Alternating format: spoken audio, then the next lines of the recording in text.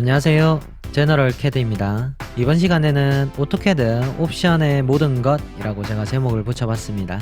왜 옵션의 모든 것이냐, 오토캐드 옵션 설정 이렇게 해도 되는데 그죠? 현존하는 오토캐드 옵션에 관련된 설명 영상들이 있잖아요. 유튜버나 아니면 네이버 TV 이런데 중요한 것들 위주로만 구성이 되어 있더라고요. 이게 근데 물론 맞습니다. OP 해보면 정작 중요한 것들은 몇 개 없어요. 산업에 가시면 신경 안 쓰실 거예요. 오토캐드 옵션 문제가 생기면 이제 옵션을 OP 엔터 쳐가지고 이제 찾아보죠. 찾아보는데 알아야 말이지. 아는 것들은 다 설정이 되어 있는데 모르는 곳에서 문제가 생기는데 그죠? 그런 부분에 대해서 전반적으로 한번 다뤄보고 싶고요. 이 영상은 제가 목표는 이거를 보신 분들이 완벽하게 옵션에 대해서 설명을 할 수 있는 영상을 만드는 게, 그리고 시청자분께서 언제든지 오토캐드 옵션에 대해서 문제가 발생됐을 시 그 어떤 상황에서도 대응할 수 있게끔 만드는 게 제 이번 영상의 목표입니다. 한 번쯤은 끝까지 봐주시기 바랍니다. 네, 먼저 좌측편에는 영문 버전을 이래 띄워놓을 거고요. 우측편에는 한글 버전으로 이 두 가지를 같이 펴놓고 진행을 하겠습니다. 2018 버전이라고 해서 2011, 2004 이런 버전을 사용하셔도 상관없습니다. 과거 버전에 있었던 그 내용들이 알짜배기 옵션입니다. 그 후에 나온 추가되는 옵션들은 보통 3D와 연관된 옵션이거나 내 옵션에는 이 옵션이 없네 해서 당황하실 필요 없습니다. 그건 중요하지 않구나 하면서 스킵하세요. 화면 표시 탭부터 설명드릴게요. 서론이 많이 길었죠. 네, 화면 표시 탭에 보시면 먼저 바로 밑에 윈도우 요소라고 하는 요게 보일 겁니다. 윈도우 요소가 뭘 의미하냐면 오토캐드에서 작업 영역은 이 안쪽 영역을 얘기합니다. 이 검정색 있죠. 그 나머지 영역 있죠. 여기 위쪽 영역과 여기 아래쪽 영역 있죠. 이것들을 윈도우 요소라고 합니다. 거기에 대한 색상 구성표, 색상을 변경할 수 있어요. 제가 바로 기본적으로 어두운 걸로 디폴트로 되어 있을 거예요. 컬러 스킴이라고 되어 있는데 영문 버전에서는, 근데 이거를 경량, 라이트라고 되어 있죠. 경량, 가벼운 느낌의 색상을 주겠다. 바로 적용해 볼게요. 색깔이 바뀌었다, 그죠? 색상 구성표 한번 보시면 될 것 같아요. 저는 어두움으로 해놓을게요. 이게 익숙해서. 그 다음에 두 번째로 도면 윈도우에 스크롤 막대 표시라는 게 있습니다. 바로 체크를 해볼게요. 제가 체크하고 적용 X 해볼게요. 이겁니다. 이거 약간 엑셀이나 그런 프로그램처럼 오토캐드에도 스크롤이 들어갈 수 있다. 요 밑에도 마찬가지, 그죠? 제 캐드에서는 이거를 사용하지 않죠. 이거를 마우스 롤을 왔다 갔다 하면 줌인과 줌아웃이 되고요. 그 다음에 마우스 롤 버튼을 누르면 이렇게 그립을 하면서 움직일 수도 있고요. 그죠? 이것도 끄겠습니다. 그 다음 도구막대 큰 버튼 사용, 이거 같은 경우는 확인을 해볼게요. 저처럼 이렇게 도구 인터페이스가 오토캐드 상에서 기본적으로 제공을 하는 디폴트 상태 그대로 사용하시는 분은 전혀 관계가 없어요. 근데 만약에 클래식 버전 있죠? 이 인터페이스 없이 제가 클래식 버전 메뉴바를, 도구를 하나만 가지고 와볼게요. 메뉴 막대 표시에서 도구 막대, 오토캐드 아무거나 하나 갖고 올게요. 자, 도구 막대 이런 걸 하나 가지고 왔어요. 그 다음에 잠깐만요. 여기 위로 올려놓고 OP 잠깐만요. 밑으로 이렇게 깔아볼게요. 클래식 버전 사용하시는 분들 요런 도구막대를 막 이렇게 배치를 해서 사용하실 거예요. 도구막대 큰 버튼 사용 있죠. 클릭을 하고 적용하면 이렇게 커진다, 그죠? 요런 의미입니다. 도구막대 큰 버튼 사용. 자, 그리고 세 번째로 리본 아이콘을 표준 크기로 크기 조정. 이거는 체크를 하나 안 하나 별 크게 의미가 없어요. 이게 조금 위치가 조정이 되고 그런다는 의미인 것 같은데 이거는 도구막대는 지울게요. 그래서 이거는 넘어가겠습니다. 그 다음 툴팁 표시라고 되어 있습니다. 요게 한 묶음이 아마 될 거예요. 이 툴팁 표시가 뭐냐, 툴팁이 뭐냐, 말 그대로 툴의 팁입니다. 그죠? 이렇게 지금 설명이 나오죠? 이게 툴팁입니다. 그죠? X 해볼게요. 이렇게 메뉴에 갖다 대면 이렇게 툴팁이 표현이 되죠? 설명입니다. 이 아이콘들에 대한 설명을 주느냐, 또 명령어를 쳤을 때 이렇게 쳤을 때 제가 라인에 손을 갖다 대잖아요. 그러면 똑같이 이렇게 툴팁이 뜹니다. 툴팁 표시를 할 건지 안 할 건지, 표시 전의 시간 1초 뒤에 이 툴팁이 표시된다. 갖다 대고 있으면 갖다 대고 있어 볼까요? 1초 뒤에 그죠? 1초 뒤에 이것의 의미가 바로 이렇게 나옵니다. 그 다음 이 밑에 것들 툴팁 바로가기 표시랑 확장된 툴팁 표시, 확장된 툴팁 표시는 이 그림이 나오죠. 확인해 볼게요. 1초 지나니까 툴팁이 나오고 그 다음 확장된 게 나옵니다. 이렇게 그림 그죠? 이렇게 그림이 나오고 귀찮거나 컴퓨터가 좀 느려진다 하시는 분들 툴팁도 끄시면 됩니다. 저 같은 경우는 일단 켜 놓을게요. 설명을 드려야 돼서. 그 다음 롤오버 툴팁 표시라는 내용이 있습니다. 체크해 놓은 다음에 OK를 할게요. 객체 자체에 그냥 커서를 갖다 댔습니다. 그러니까 이 문자 해가지고 여기 메뉴 같은 게 뜨죠. 이게 롤오버 툴팁입니다. 이걸 체크 해제해서 적용 확인해 볼까요? 그럼 이제 안 떠요. 갖다 대고 있어도 그죠? 끄시면 됩니다. 툴팁까지도 다 끄셔도 상관없습니다. 자, 그 다음에 파일 탭 표시가 되어 있죠. 파일 탭 표시가 뭐냐? 이거는 체크를 하고 사용을 하시길 바라는데 여기 위에 보이시죠? 이게 파일 탭입니다. 과거 버전에는 이거 탭 자체가 없었어요. 그래서 시중에서 뭐 돌아다니는 탭 리습 같은 걸 깔아서 사용을 했는데 지금 최근 버전으로 들어오면서 오토캐드가 자체적으로 탭이 들어가 있죠. 이게 파일 탭입니다. 해제해 볼까요? 이게 사라져요. 탭을 움직일 수 있는 게 적용하면 탭 자체가 사라졌죠. 이건 켜놓고 사용하세요. 이거는 굉장히 편합니다. 그 다음 여기 색상이라고 나올 거예요. 색상 클릭해 볼게요. 2D 모형 공간 시트 배치 여기 아래 모형 공간이 있을 거고 레이아웃 1이 시트 배치입니다. 이 모형 공간에 배경의 색깔 뭐 이런 것들이 있고요. 그 다음 십자선의 색깔도 있고 이거는 하나하나 보시면 되고 색깔을 바꿀 수 있다는 거. 그리고 만약에 바꿨는데 바꾼 색깔을 디폴트로 다시 되돌리고 싶다 하실 경우에는 모든 컨텍스트 복원이라고 있습니다. 클릭하시면 돼요. 복원하시면 막 바꿨다가도 마음에 안 들면 다시 되돌릴 수 있는 거. 그 다음에 일반 색상 복원이라고 되어 있어요. 이걸 클릭하시면 2008 버전 이전이 이 오토캐드 배경 색상이 까만색이었다고 해볼까요? 까만색으로 해가지고 뭐 사용을 하시는 분들도 있어요. 다시 제가 모든 컨텍스트 복원으로 해서 원래 색상으로 할게요. 글꼴은 변경할 필요는 없을 것 같은데 명령행의 글꼴입니다. 이걸 굳이 뭐 이쁘게 뭐 다른 글꼴로 그죠? 막 이렇게 바꿀 필요는 없을 것 같은데 어차피 영문만 들어갈 거라서. 배치 요소가 뭐냐 그러면 이쪽에 있는 이 녀석들이 배치입니다. 배치에 있는 요소를 어떻게 할 거냐. 첫 번째 배치 및 모형 탭 표시라고 되어 있죠. 배치랑 모형 탭이 있죠. 이것도 탭 표시를 없앨 수 있습니다. 없애볼까요? 적용 굉장히 불편하겠죠. 배치 어디 갔지? 이럴 수도 있습니다. 체크 해놓고 적용하십시오. 그 다음에 인쇄 가능 영역 표시 이건 어떤 의미냐면 제가 배치로 넘어가 볼게요. 이 배치 요소는 바로 제가 인쇄 가능 영역 잠깐만요.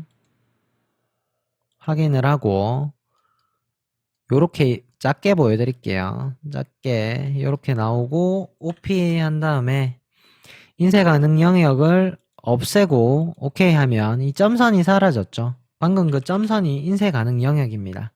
요거 적용 확인하면 이 인쇄 가능 영역을 점선으로 표현해 줍니다. 그 다음 용지 배경 표시 있죠. 용지 배경의 음영 표시 이것도 별 의미는 없는데 용지 배경 표시 이렇게 바깥에 용지 배경을 이렇게 없애줍니다. 음영을 주면서 그죠? 회색으로 바뀌었죠. OP 한 다음에 음영 표시가 뭐냐면 이거 의미가 없는데 방금 보셨나요? 여기 그라데이션이 좀 들어가면서 이 음영이 살짝 표현이 됩니다. 그죠? 여기 부분 잘 보시겠어요? OP 한 다음에 제가 음영 표시 지워 볼게요. 적용하면 그냥 이제 2D 그죠? 적용 3D처럼 이렇게 음영이 좀 들어갔죠. 용지 배경음 표시를 하되 이렇게 하면 보기는 좋죠. 부분을 제외하고는 프린트가 안 되는구나 이렇게 시각적으로 보여지니까 보기는 좋다고 생각됩니다. 제가 추천하는 건 일단 켜고 사용하십시오. 이 인쇄 가능 영역하고 두 개 다 사용하실 필요 없어요. 둘 중에 하나만 선택해서 켜고 사용을 하실 거면 용지 배경 표시를 사용하시라. 그 다음 새 배치에 대한 페이지 설정 관리자 표시 이거는 좀 불편합니다. 켜놓고 사용을 해볼까요? 켜놓고 적용 확인을 해보면 새 배치 이렇게 넘어가면 페이지 설정이 이렇게 관리자가 바로 떠요. 뭐 수정해가지고 프린트 설정이죠. 뭐 이런 식으로 해줘야 되는, 배치로 넘어갈 때마다 이게 뜬다는 건데 이건 지울게요. 다시 체크를 해놓으실 필요가 없다고 생각됩니다. 필요하시면 그때 배치로 넘어가서 설정을 하시면 됩니다. 프린트 설정, 그죠? 꺼놓을게요. 이거. 그 다음 새 배치에서 뷰포트 작성. 새 배치에서 뷰포트 자체가 단일 뷰포트로 생성이 된다는 의미인데 적용하고 새 배치로 가볼게요. 배치. 이게 뷰포트가 없는 순수 그대로 배치가 나오는 거랑 새 배치에 뷰포트 작성 적용을 하고 제가 새 배치를 해볼게요. 다르죠? 배치를 넣어주죠. 이건 아무런 뷰포트가 형성이 되어 있지 않습니다. 뷰포트가 뭐냐면 요 박스 있죠. 이 박스가 지금 엠뷰에 뭐 설명이 좀 길어지는데 이 박스 자체가 모형 공간을 들여다보는 그 박스의 의미입니다. 더블 클릭을 하면 이게 모형 공간이 나오죠. 그죠? 이 새 배치의 뷰포트 작성은 엠뷰를 새 배치로 넘어갔을 때 바로 넣어주느냐 아니면 없이 그냥 배치 기본 폼만 불러오느냐 그런 의미입니다.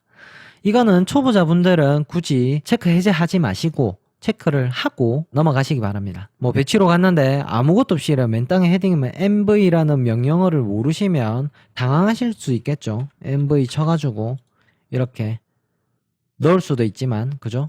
당황하실 수도 있을 것 같아요. 자, 그리고 그 다음에 자, 잠깐만요. 뒤쪽이 좀 하얘니까 눈이 피로해질 수도 있겠다. 그죠?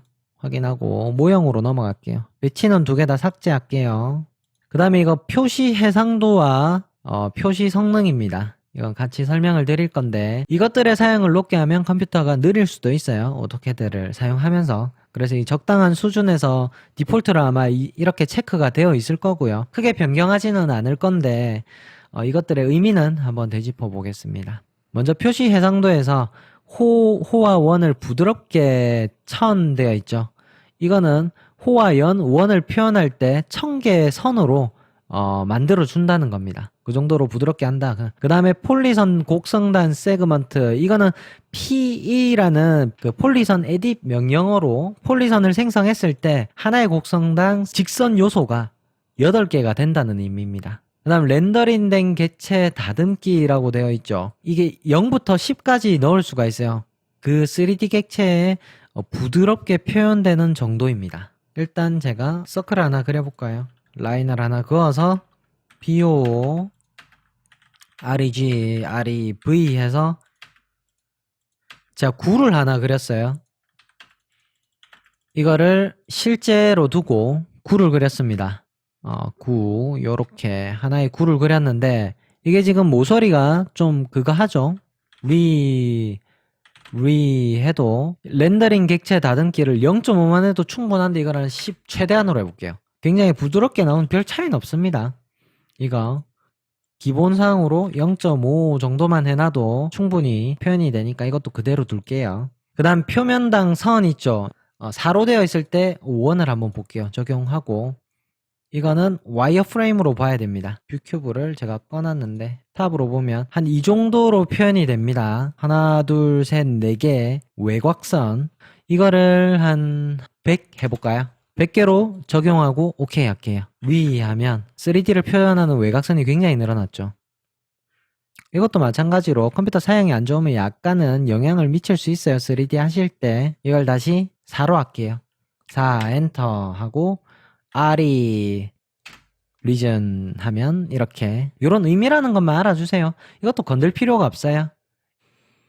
네, 이 표시 성능을 제가 설명드리기 위해서 먼저 파일을 불러왔어요. 이 레스터랑 OLE라는 용어가 나오는데 레스터라는 게 이런 그림 파일입니다. 픽셀들의 집합을 레스터라고 하는 그림 파일을 오토캐드에 삽입할 경우 그 다음 OLE라는 거는 이렇게 엑셀이나 워드에서 데이터가 연결되어서 들어온 파일들 있죠. 이거 제가 엑셀에서 복사해서 넣은 건데 더블 클릭하면 엑셀과 바로 연동됩니다. 이렇게 그죠? 그런 객체가 OLE 객체입니다. 옵션 들어가서 표시 성능 레스터 및 OLE 초점 이동과 줌이라는 게 있습니다. 이걸 체크를 하시면 적용해 볼게요. 이렇게 펜을 이렇게 움직이잖아요. 이 이미지 자체와 이 OLE 객체 요 두 객체가 계속 디스플레이가 유지가 된다는 겁니다. 이거 체크 해제해 볼게요. 펜을 하면 이 깜빡깜빡거리면서 멈췄을 때 디스플레이가 되죠. 이런 차이가 있습니다. 이용상에 불편함이 없기 때문에 체크 해제를 해 놓으시면 됩니다.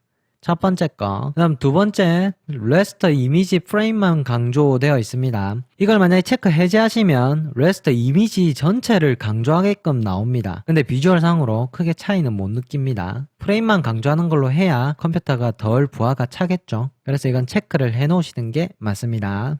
자, 그리고 솔리드 채우기 적용이라고 되어 있죠. 이거 같은 경우는 체크되어 있어야 됩니다.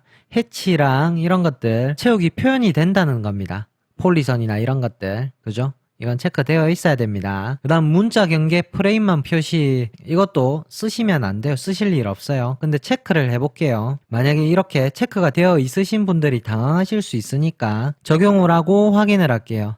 문자를 그냥 더블 클릭만 해볼게요. 더블 클릭하고 ESC 누를게요. 그죠? 새로 입력되는 문자에 대해서 프레임만 표시가 돼버립니다. 문자를 하나 입력해 볼게요. DT 해가지고 클릭한 다음에 제가 뭐 문자를 이렇게 쳤어요. 문자를 새로 만들어도 이렇게 프레임만 표시돼 버립니다. 이런 게 옵션에 왜 있는지 모르겠어요. 사실 일단 이거는 해제가 되어 있어야 된다. 문자 경계 프레임만 표시, 그런 의미입니다. 그 다음 솔리드 및 표면에 대한 실제 외곽 그리기, 이건 넘어갈게요. 그 다음 십자선 크기, 뭐 이거는 너무나 잘 아실 것 같은데 이제 이거 옵션 설명 이 부분은 끌게요. 탑 한 다음에 요거는 이제 지우겠습니다. 이것도 뷰큐브도 필요 없겠네요. 십자선 크기를 100으로 해볼까요? 적용 오케이 하면 이렇게 무한대로 십자선이 늘어납니다. 무한대로 사용하시는 분들이 많던데 저는 사실 무한대로 사용하는 걸 좋아하진 않습니다. 제가 처음부터 이렇게 해서 그런지 익숙한 건 한 5 정도 저는 이게 깔끔하더라고요. 십자선 크기는 이렇게 변경하시면 되고, 그 다음 페이드 컨트롤이라고 있습니다. 외부 참조 표시라고 되어 있고 50이 되어 있죠. 페이드 컨트롤에서 음수가 되면 강조 표시가 된다는 의미입니다. 그리고 양수로 커지잖아요. 굉장히 더 페이드 희미해진다는 겁니다. 이 외부 참조 표시가 뭐냐면 제가 50으로 그대로 둘게요.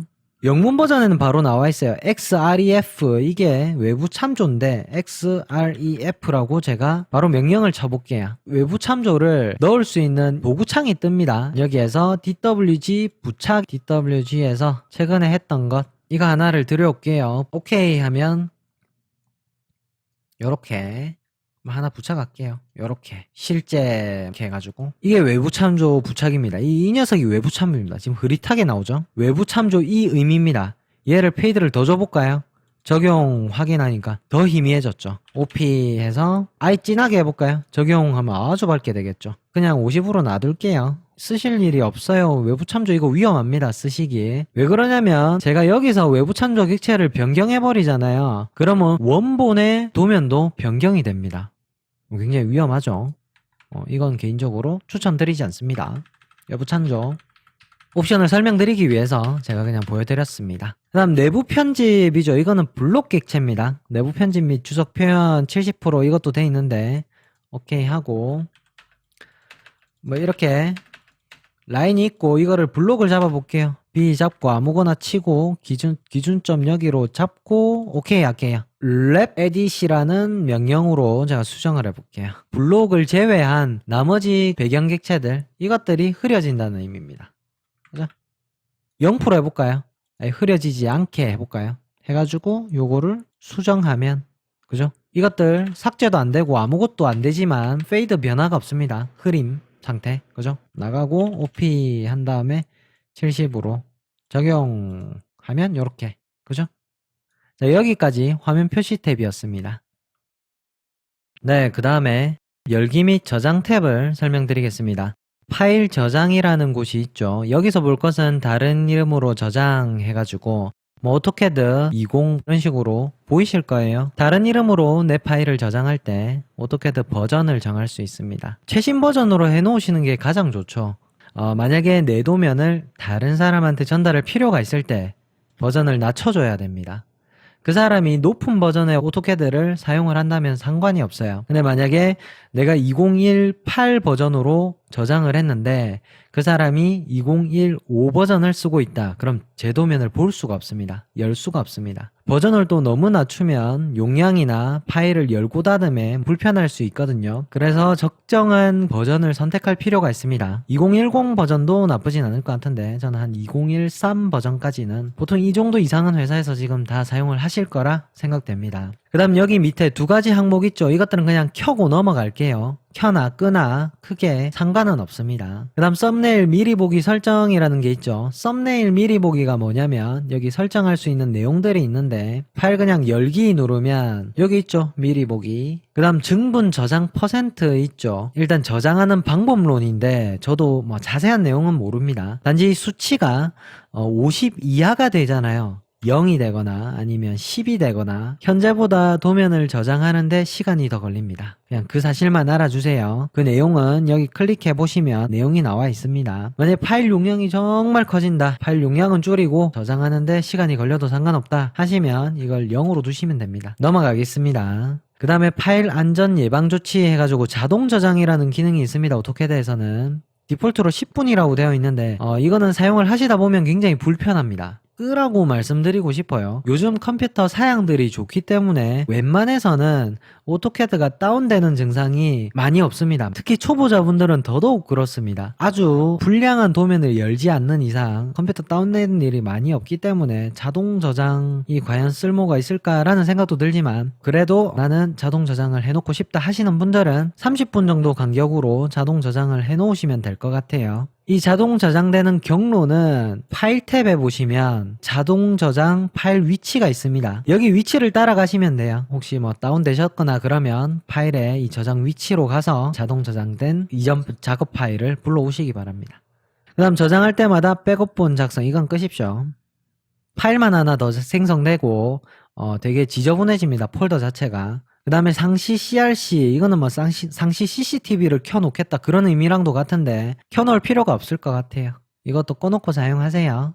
그 다음 로그 파일 유지 보수. 이 로그 파일이라는 의미는 제 명령창에 지금 명령창 꺼놨는데 잠깐만요. 컨트롤 9번을 누르시면 명령창이 켜집니다. 켜고 끄는 거는 컨트롤 9번입니다. F2번을 눌러볼게요. 로그 파일이란 게 명령창에 나타나는 요것들입니다. 이 로그 파일을 이력을 남기겠다 그런 의미거든요. 파일에 가시면 이 로그 파일 위치도 이렇게 나와 있어요. 여기에 가면 텍스트 파일로 이 로그 기록이 쭉 나오거든요. 모드로 바꿔서 하면 내 명령어차의 이력들을 텍스트 파일로 백업할 수 있다. 그런 의미입니다. 끌게요. 이것도 쓸 일이 없습니다.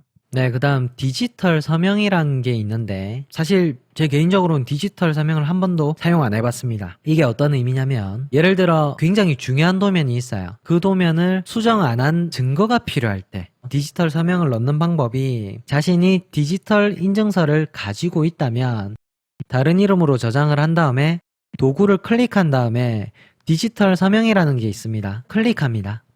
그러면 디지털 만약에 저는 없어서 이렇게 에러 메시지가 뜨지만 디지털 아이디가 있다면 이 도면에 심을 수 있습니다.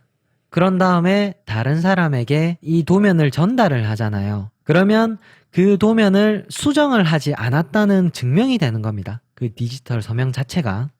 어떤 뜻인지 이해하셨나요? 만약에 이 디지털 서명이 포함된 도면을 수정을 해버린다.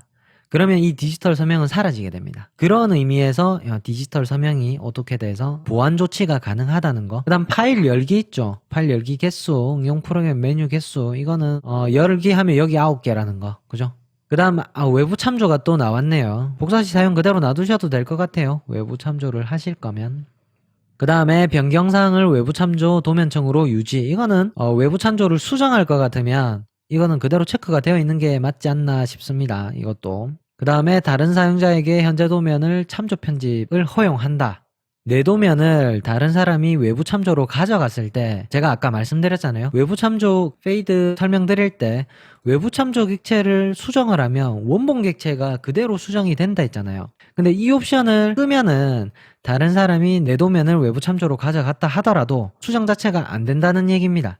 그죠? 이 옵션 체크 해제해 놓으십시오. 사용을 안 하더라도. 그 다음에 이 밑에 오브젝트 ARX 응용 프로그램, 이거는 건들지 않겠습니다. 오브젝트 ARX 오토캐드 런타임 익스텐션이라는 의미더라고요. ARX 자체가 프로그램 실행을 돕는 소프트웨어, 뭐 ARX라는 명령으로 로드를 할 수 있고 할 수 없다, 그런 내용입니다. 대략적으로 이건 그냥 넘어갈게요. 네, 여기까지 열기 및 저장 탭이었습니다. 플롯 및 게시 탭을 보면 새 도면에 대한 기본 플롯 설정, 여기 기본 출력 장치라고 되어 있죠. 장치를 선택한다 하더라도 어차피 플롯을 처음에 설정을 하실 때는 장치를 다시 선택하게 되실 겁니다. 이것도 크게 의미 없기 때문에 여기 그대로 두겠습니다. 마지막으로 성공한 플롯 설정 사용, 이것도 마찬가지입니다. 플롯 설정에 보면 이전 플롯 설정을 택하는 부분도 있거든요. 여기 이전 플롯이라고 되어 있거든요. 이걸 선택하면 이전에 되어 있는 플롯 설정을 반영할 수 있으니까 옵션에서는 굳이 이쪽 부분은 건드릴 필요 없습니다. 그죠? 그 다음에 파일에 플롯 되어 있는 거 있죠. 이것도 기본 위치가 여기라는 건데 뭐 위치 잡는 건 한번 보시면 될 것 같고요. 그 다음에 배경 처리 옵션이라고 되어 있습니다. 뭐 백그라운드 플롯과는, 이게 백그라운드 배경 똑같은 말이거든요. 이게 한국말로 이 백그라운드라고 하니까 오해하시기 쉬운데 배경에서 플롯을 처리한다는 의미입니다. 여기 작업 영역은 제가 그대로 활용을 할 수 있고 플롯을 하더라도 배경에서 플로팅이 되면서 작업 환경으로 이렇게 돌아올 수 있다는 의미입니다. 조금 자세하게 더 설명드리면 배경 처리 옵션을 플로팅에 해놓잖아요. 프린트를 해볼게요. 프린트 PDF 선택하고 뭐 이렇게 하고 범위 해놓고 가로 확인할게요. 뭐 배경에서 처리하고 있습니다. 이 메시지를 다시 표시하지 않을게요. 배경에서 처리한다고 하면서 제 작업 공간에서는 별로 영향을 받지 않습니다. 이 플롯 하는 동안에. 그죠? 여기 우측 밑에 보면 처리 중인 플롯 작업 이렇게 되는 거죠. 그런 의미입니다. 보통 그냥 플로팅에는 체크를 보통 안 해놓는데, 이유는 프린트를 하실 때 한 장만 보통 하죠. 순간적으로 플로팅이 되기 때문에 굳이 제가 작업 환경으로 플로팅 하는 동안 작업 환경으로 돌아올 필요가 없습니다. 그런데 이게 게시는 다중 플롯인데요. 여러 가지 도면을 한 번에 플롯을 할 수 있는 장치가 게시라는 게 있거든요. 이거 같은 경우는 플롯을 하는 시간이 굉장히 많이 걸리기 때문에 플롯을 하는 동안 제가 작업 영역에 와서 도면을 본다거나 이렇게 할 수 있게 하기 위해서 게시에는 배경에서 플롯을 처리할 수 있게끔 한다는 의미입니다. 네, 마찬가지로 밑에 플롯 및 게시 로그 파일 되어 있죠. 이 로그 파일은 아까 제가 열기 및 저장에서도 로그 파일 유지 보수 뭐 이런 것도 말씀드린 적이 있는데, 작업 내역을 자동으로 저장하는, 이 자동으로 저장할 필요 있을까요? 수백 장짜리를 게시를 하는데 혹시 한두 개가 에러가 난다 그러면 자동으로 로그를 저장해서 자동 로그 저장된 파일의 경로는 또 파일 이쪽으로 가시면 플롯 및 게시 로그 파일 위치되어 있죠. 이 루트로 찾아가시면 됩니다. 혹시 필요하시면 그렇게 활용을 하시면 될 것 같습니다. 전 체크 안 할게요. 자동 게시는 크게 필요 없습니다. 이게 왜 있는지 모르겠네요. 이거는 게시를 하실 때 별도로 설정을 하시기 바랍니다. 자동 게시라고 클릭해봤자 별로 제가 손댈 수 있는 부분이 없어요. 그죠? 넘어갈게요. 그 다음에 일반적인 플롯 설정해가지고 뭐 가능한 경우 배치 용지 크기 유지 이쪽으로 체크되어 있는 게 맞습니다. 가능한 경우니까 배치 용지의 크기를 플롯 장치를 변경하더라도 유지할 수 있는 게 좋죠. 그 다음에 프린트 스풀 경고, 플롯을 할 때 여기 에러 메시지가 풍선으로 뜨는 거 있죠. 그 경고 메시지를 의미하는 겁니다. 항상 경고를 얘기해줘야 되겠죠. 오류가 생길 경우에 로그 파일 그 이력에도 당연히 남아야 될 겁니다. 더블 클릭해 볼게요. 확인. 이게 로그 파일이거든요. 이 이력도 만약에 에러가 이렇게 발생했으면 플롯이 뭐 어떤 게 안 됐고 어떤 게 됐다 알 수 있으니까. 그 다음 OLE 플롯 품질 되어 있죠. OLE 객체는 아까 제가 말씀드렸듯이 자동으로 선택으로 두셔도 크게 문제 없을 것 같아요. 그 다음 이 두 개는 체크가 안 되어 있는 게 맞습니다. 특히 이거 시스템 프린터 숨기기 되어 있는 거 있죠. 이걸 만약에 숨겨버리시면 어도비 이런 거 다 안 보여요. 그죠? 굳이 건드릴 필요가 없습니다. 네, 그리고 플롯 간격 띄우기 지정 기준이 있죠. 플롯 할 때 간격을 어디서부터 띄우냐, 인쇄 가능 영역이다. 여기 점선이 있죠. 이 점선을 기준으로 할 거냐, 아니면 용지 모서리를 기준으로 할 거냐. 이 용지 모서리, 그쵸? 이건 한번 보시면 될 것 같아요. 크게 중요한 건 아닙니다. 그 다음 플롯 스탬프 설정과 플롯 스타일 테이블 설정. 플롯 설정을 하실 때 별도로 플롯을 설정해서 사용해야 되기 때문에 여기에서 건드실 필요가 전혀 없어요. 그럼 컨트롤 P 누를게요. 스탬프 설정은 여기 우측에 플롯 스탬프 켬, 잠깐만요. 여기 화살표 혹시 안 보이시는 분은 여기 화살표 누르시면 됩니다. 플롯 스탬프 켬 플롯 스탬프 설정 해가지고 똑같은 게 나오거든요. 마찬가지로 여기 플롯 스타일 테이블 편집기 해가지고 그대로 나옵니다. 굳이 옵션에서 중복적으로 신경 쓰실 필요는 없습니다. 이 두 가지 넘어갈게요. 그 다음 시스템으로 넘어가겠습니다. 네, 이 시스템 탭 부분은 저도 진짜 설명드릴 게 별로 많이 없는데, 먼저 이 하드웨어 가속 있죠. 여기서 그래픽 성능이라고 되어 있을 겁니다. 물론 버전에 따라서 조금 다르실 수도 있어요. 이거 같은 경우는 저도 알아보니까 외장 그래픽 카드를 가지고 계신 분들은 이 하드웨어 가속을 켜고 있는 게 유리하다 하더라고요. 그래픽 카드 사양이 좋지 못한 컴퓨터를 사용하시는 분은 이걸 끄고 사용을 하시는 게 더 빠르다고 합니다.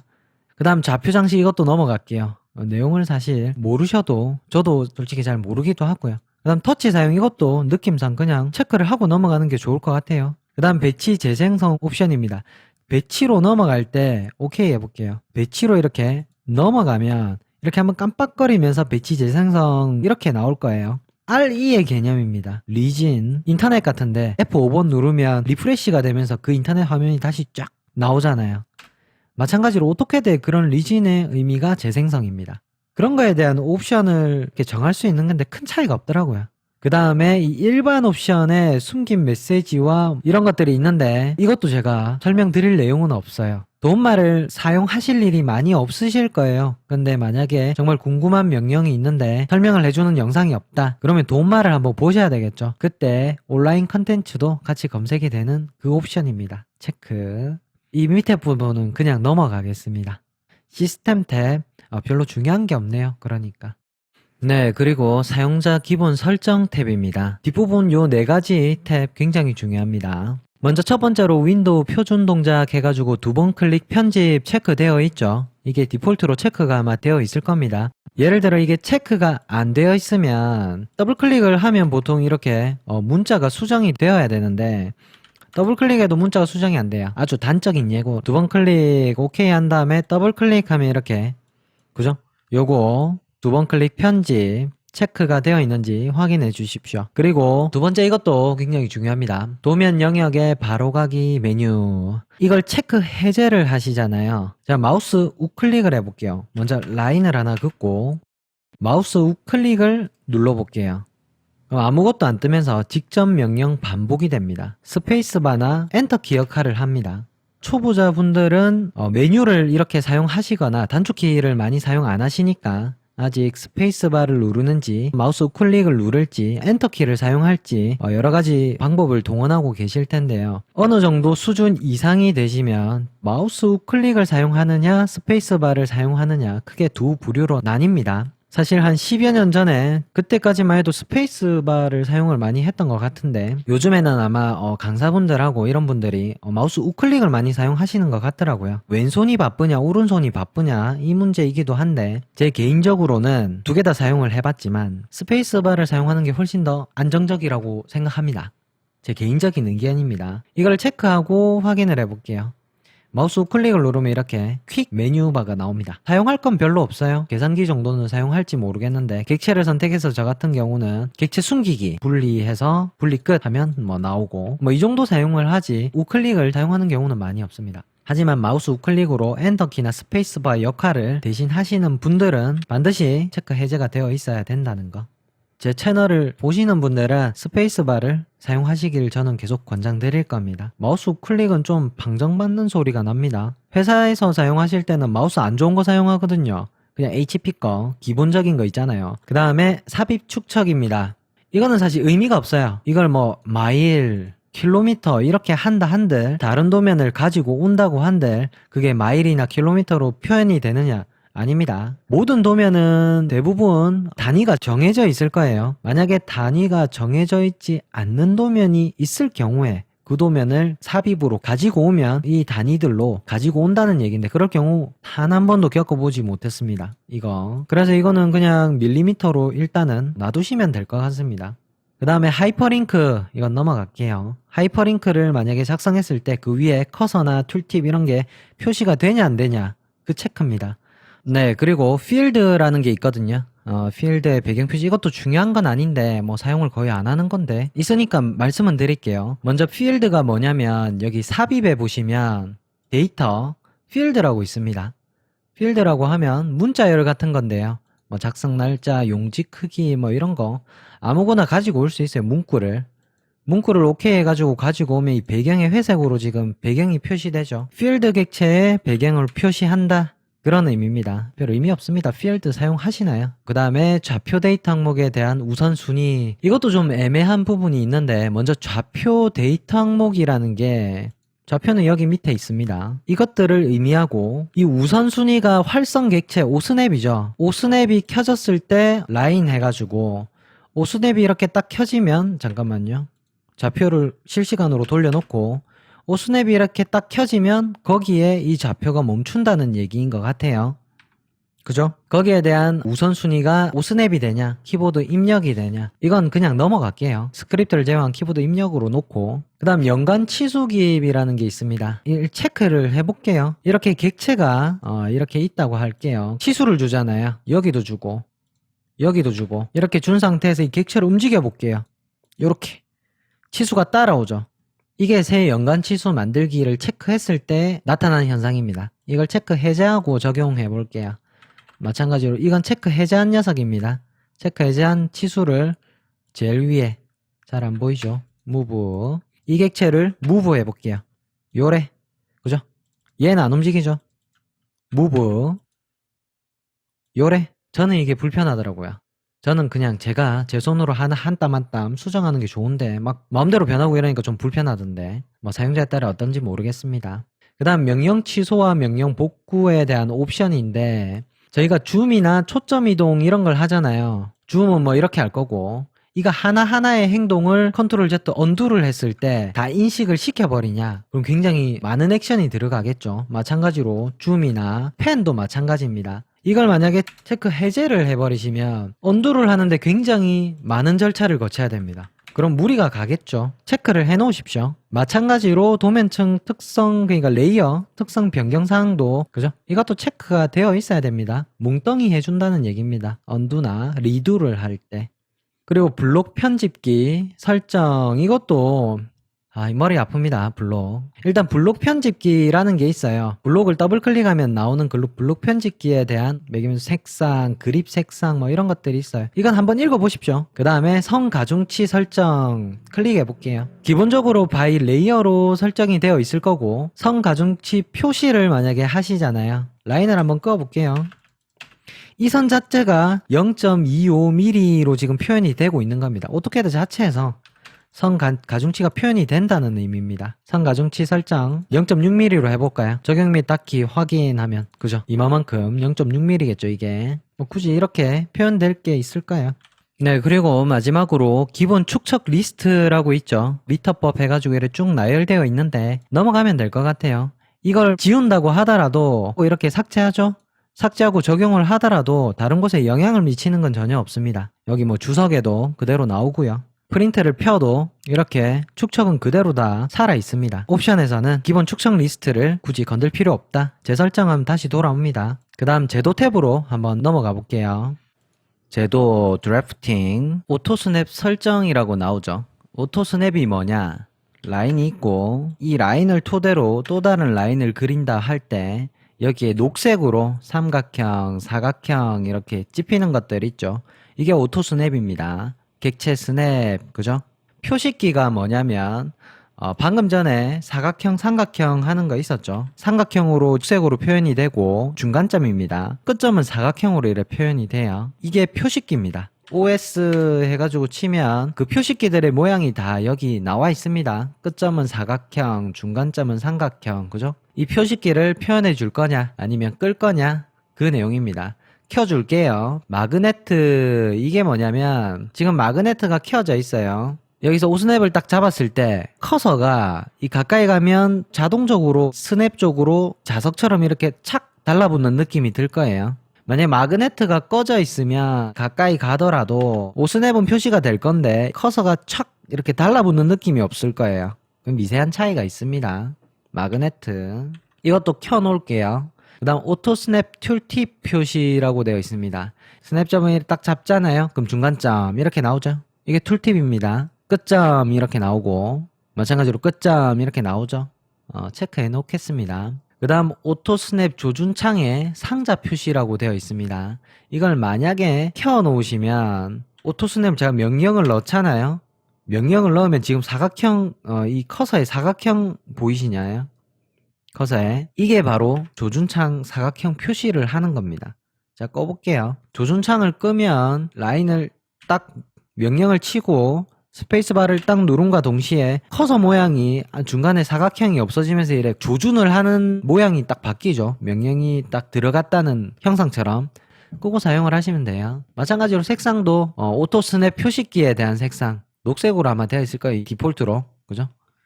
요것도 바꿀 수 있다. 요 화면은 이전에 화면 표시에서 색상 여기에서도 봤죠. 똑같이 여기서도 조정할 수 있습니다. 2D 오토 스냅 표시기 녹색 되어 있죠. 이 색상이란 거 여러 번 나옵니다. 그 다음에 오토 스냅 표시기의 크기 이걸 이렇게 키울 수도 있어요. 확인해 볼까요? 라인 표시기가 이렇게 커지죠. 넘어갈게요. 이거는 요 정도. 그 다음에 객체 스냅 옵션이라고 있습니다. 해치 객체 무시. 해치를 이렇게 넣었는데 해치에는 스냅이 잡히지 않습니다. 해치 객체 무시를 해제하고 라인에서 해치 객체에 이렇게 스냅을 잡을 수 있습니다. 그죠? 요렇게 연결할 수도 있고 해치인데 그죠? 해치 객체 무시할게요. 이것도 해치 객체에 오스냅을 잡을 일이 없습니다. 거의. 그 다음 치수 보조선 무시라고 되어 있어요. 치수에서 치수 보조선은 요걸 의미합니다. 요 양쪽에 요 선 있죠? 제가 오스냅을 잡아볼게요. 라인 해서 중간점하고 화살표 있는 이쪽 부분은 오스냅이 잡힙니다. 근데 요 치수 보조선의 하단부 있죠? 하단에는 오스냅이 안 잡혀요. 이거에 대한 의미입니다. 치수 보조선 무시라는 걸 체크 해제하고 적용하면 라인에서 하단부도 끝점으로 오스냅이 잡힙니다. 이 차이입니다. 넘어갈게요. 그 다음에 이 두 개가 사실 3D하고 연관이 있는 건데 조금 개념이 어려울 수 있습니다. 동적 UCS에 대한 음수 Z 객체 스냅 무시라고 되어 있어요. 이 말이 굉장히 어렵죠. 동적 UCS가 뭐냐? 먼저 F6번을 누르시면 동적 UCS 켜기, F6번을 누르시면 동적 UCS 끄기 이렇게 나옵니다. 동적 UCS가 무엇인지에 대해서는 제 그 영상 중에 기능키의 모든 것이라는 영상이 있습니다. F1부터 F12번까지 상세하게 설명드리는 영상이 있으니까 그 영상을 참고해 주세요. 동적 UCS를 켰을 때 육각형을 한번 그려볼게요. REG. 그럼 동적 UCS를 켰을 경우에는 여기 상단에 서클 이렇게도 그려지고요. 이렇게도 그려져요. 슬라이스로 이 객체를 자른 객체가 있더라도 요 대각 객체에서 서클 그려서 EXT 해서 이렇게 뽑아낼 수도 있습니다. 동적 UCS를 쓰면 이 면 자체를 UCS 내 작업 화면으로 인식시켜서 익스트루드 이렇게 모델링을 하거나 2D 드로잉을 그릴 수 있습니다. 이게 동적 UCS 모드인데 F6번 이게 Z 방향으로 이렇게 가잖아요. 그리드를 킬게요. F7번 음수 방향의 객체가 있을 때 서클 이렇게 키고 이 오스냅을 이렇게 잡으면 지금 오스냅 표시 보이시나요? 녹색으로 오스냅이 잡히는데 Z 방향으로는 오스냅이 안 잡힌다는 의미입니다. 개념이 조금 어려울 수 있는데 이걸 무시를 끄고 적용 확인해 볼게요. 다음 서클을 누르고 음수 방향으로 넘어갔을 때 이렇게 잡힙니다. 자, 옵션을 좀 전에 체크 해제를 했기 때문입니다. 대략적으로 개념만 봐주세요. 이거는 이 정도 하고 넘어갈게요. 그 다음 Z값을 현대 고도로 대치 이렇게 평면상에 있을 때 와이어프레임으로 바꾸겠습니다. 라인을 이렇게 막 긋잖아요. 라인을 F8번 이렇게 스냅을 잡으면서 이렇게 그림을 덧붙일 수 있잖아요. F7번 그리드를 다시 켜볼게요. 지금 현 상태의 UCS 평면은 그리드가 표시된 이 평면입니다. 그죠? 근데 만약에 Z값을 현재 고도로 대치라고 해서 제가 오스냅을 상부에서 3D 모델링에 마음대로 이렇게 그려볼게요. 그리드 평면에 그대로 이렇게 스냅이 잡혀서 그려져요. 근데 만약에 Z값을 현대 고도로 대치 이거 체크 해제를 하시면 라인을 막 그어 볼게요. 헷갈리시죠? 라인 모델링에 제가 막 대각으로도 F8번 여기 이 선 보이시나요? 방금 제가 그린 선 이 선이거든요. Z값 오스냅이 그대로 잡혀가지고 여기 마이너스 Z 축선상에 라인이 이렇게 생성이 됐습니다. 오스냅이 Z값을 인식을 한다는 겁니다. 그대로 3D를 안 하시는 분들은 그냥 넘어가셔도 될 것 같아요. Z값 현재 고도로 대치. 네, 그 다음 오토 트랙 설정이라고 있죠. 오토 트랙이 뭐냐? 직교를 끄시면 이렇게 지금 녹색으로 녹색 점선으로 이렇게 쭉 표시가 되는 게 오토 트랙입니다. 오토 스냅하고는 또 다르죠. 오토 트랙입니다. 이건 각도를 안내해주는 극좌표 추적 벡터 표시, 방금 전에 녹색 점선으로 표시된 거 있죠. 그 추적 벡터 표시입니다. 그리고 전체 화면 추적 벡터 표시 이 두 가지 항목이 이건 원래 꺼져야 되는데 디폴트로 이거 세 개 다 체크가 되어 있으시다면 이거 오토캐드 상의 에러입니다. 이거 두 가지는 똑같은 시스템 변수로 엮여 있습니다. 둘 중에 하나만 이렇게 선택이 되어야 되는데 비슷한 개념입니다. 객체가 이렇게 있을 때 라인을 이렇게 껐을 때 이 객체에 엮여서 표현이 된다는 의미인데 오토 트랙이 뭐 이렇게 된다는 의미인데 그 다음 오토트랙 툴팁 표시 있죠. 속도가 이렇게 딱 잡혔을 때 극좌표 해가지고 커서 오른쪽에 그죠? 사각박스로 이걸 표시할 거냐 안 할 거냐. 그 다음에 정렬점 획득 이거는 놔두시면 될 것 같아요. 그 다음에 이 조준창 크기 있죠. 오토스냅의 조준창은 저희가 끄기로 했었죠. 이걸 키워볼까요? 이것도 굉장히 보기 싫을 건데 이렇게 해서 잠깐만요. 표시를 해야 되겠네요. 표시를 하고 확인해가지고 라인을 딱 끄고 하면 그죠? 이렇게 커졌다 그죠? 끌게요. 그 다음 제도 툴팁 설정 그림으로 여기 잘 설명되어 있습니다. 모형에서는 길이와 각도가 바로 이렇게 배치에서는 요 색상으로 표시되는 겁니다.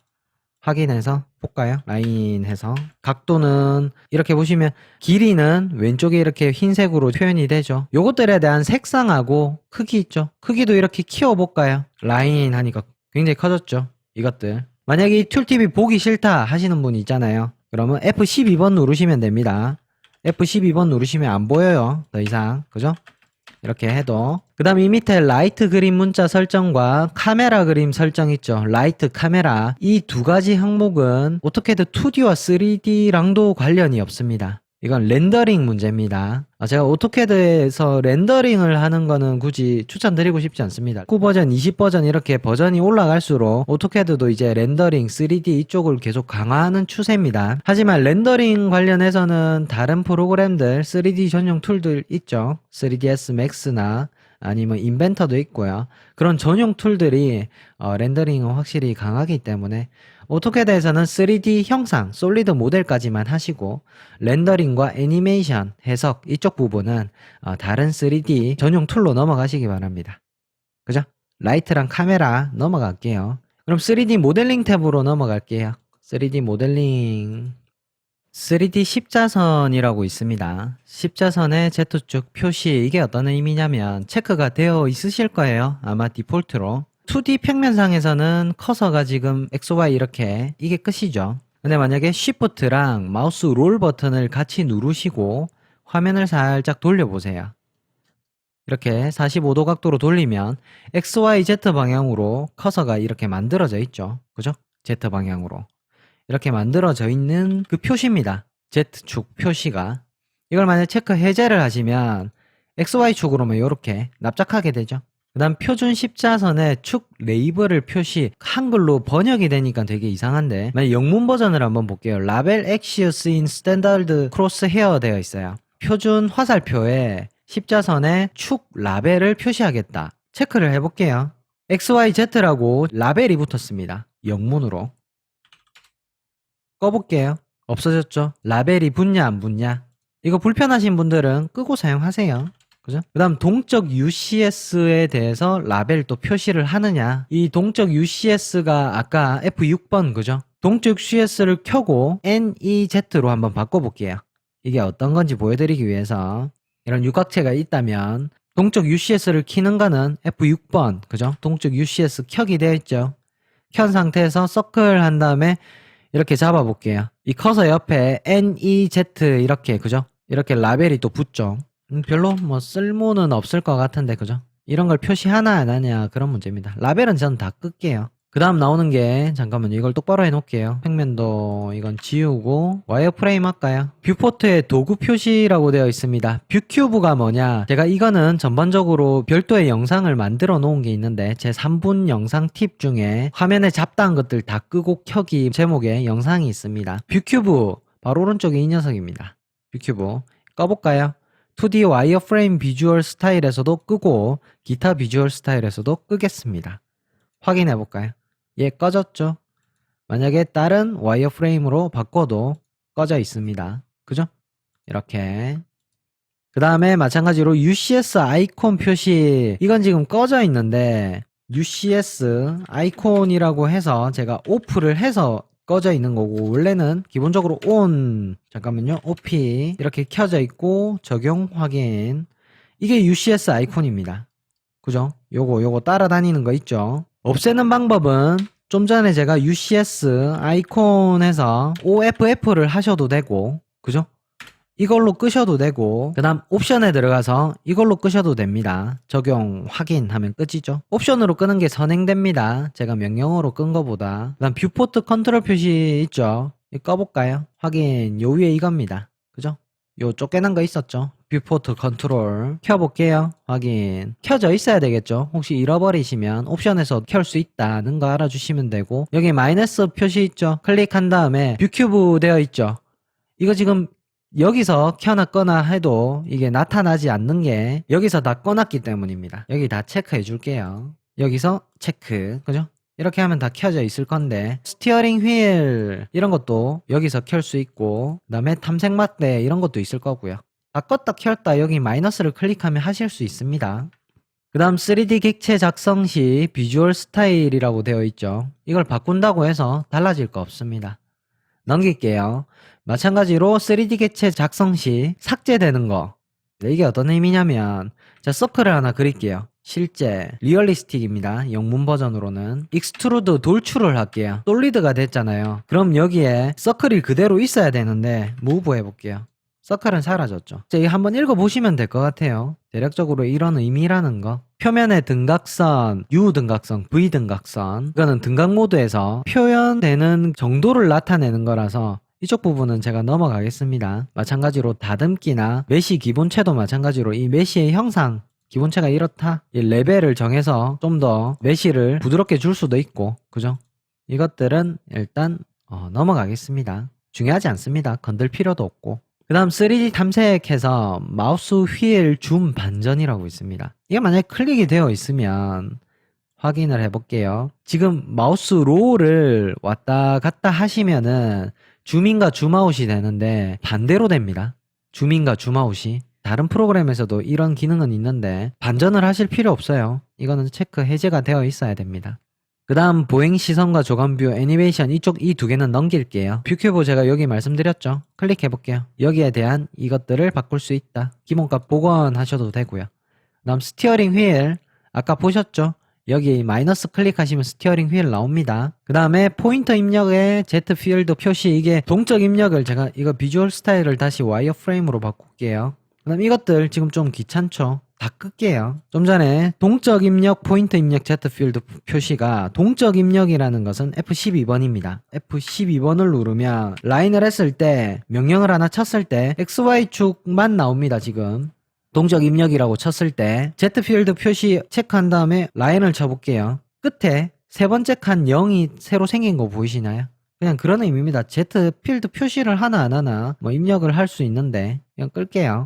3D 모델링 탭 이쪽 부분은 사실 중요하지 않습니다. 이 앞부분만 한번 봐주세요. 그 다음에 선택 탭으로 넘어가겠습니다. 선택 셀렉션, 이 확인란 크기입니다. 크게 해볼까요? 확인란, 그죠? 줄일게요. 그 다음에 선택 모드에 있어서 명사, 동사, non-verb selection이라고 되어 있어요. 여기는 반드시 체크가 되어 있어야 됩니다. 이거 굉장히 중요합니다. 이게 만약에 체크 해제가 되어 있으면 객체를 선택하고 명령을 넣는 모든 행동들이 되지 않습니다. 선택을 해놓을게요. 이게 체크가 되어 있는 게 정상적인 상태입니다.